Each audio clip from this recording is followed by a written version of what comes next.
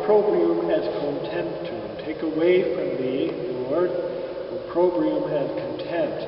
This is now the chant assigned to the 28th Sunday in Ordinary Time.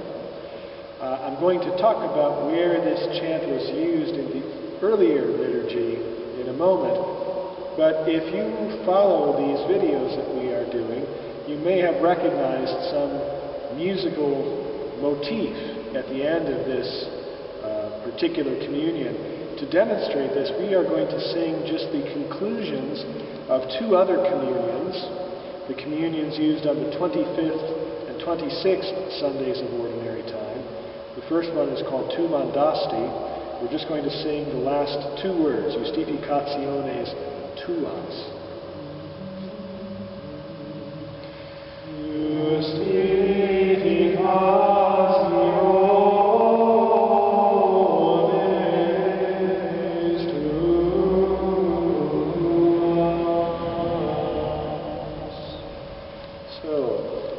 Now we are going to sing the next communion in the sequence, memento verbi tui, but again, just the last phrase, in humilitate mea, in my humility.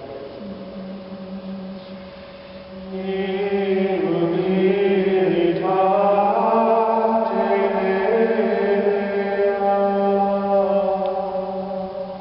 And now the last phrase in this week's communion. And the words of this one are, nam et testimonia tua meditatio mea est. But listen to how the melody sounds the same as what we just heard in the previous two. Nam et testimonia tua meditatio.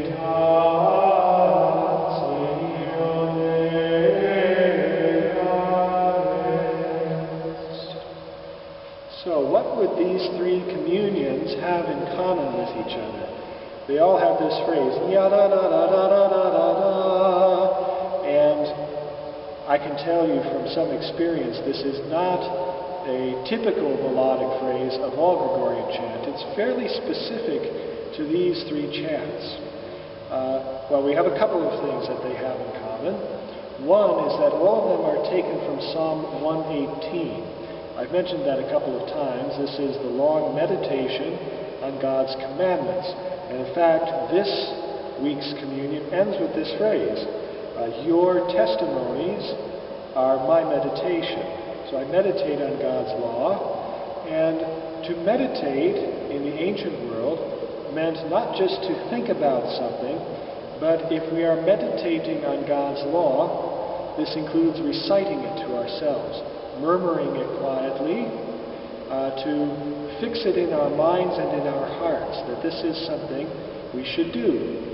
And one of the things I think you can hear in this phrase, nam et testimonia tua, this quick repetition of small intervals gives the effect of murmuring to ourselves,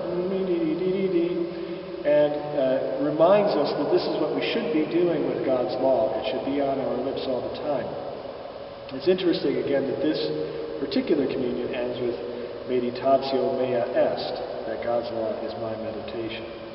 Okay, now we're just going to sing the opening phrase for you, and I'm going to say a little bit about this communion, about how it's been used historically.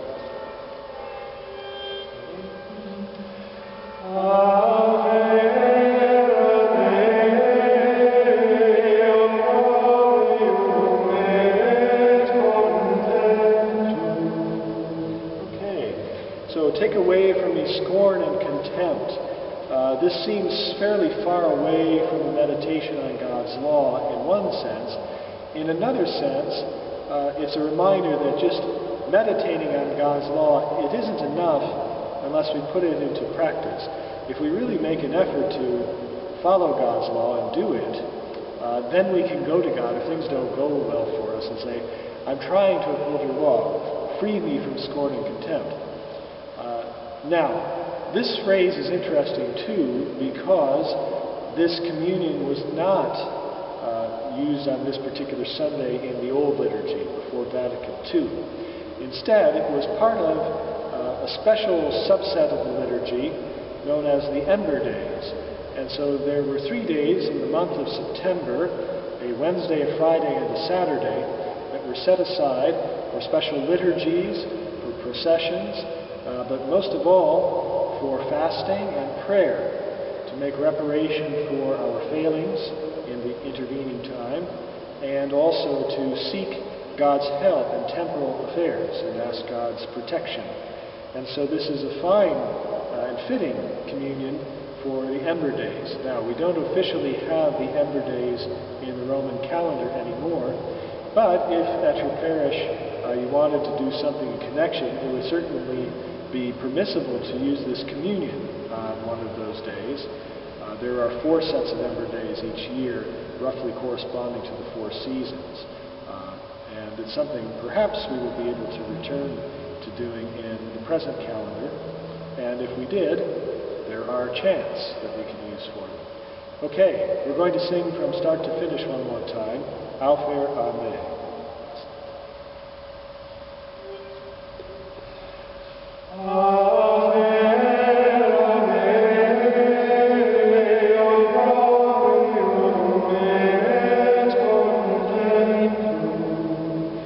Quia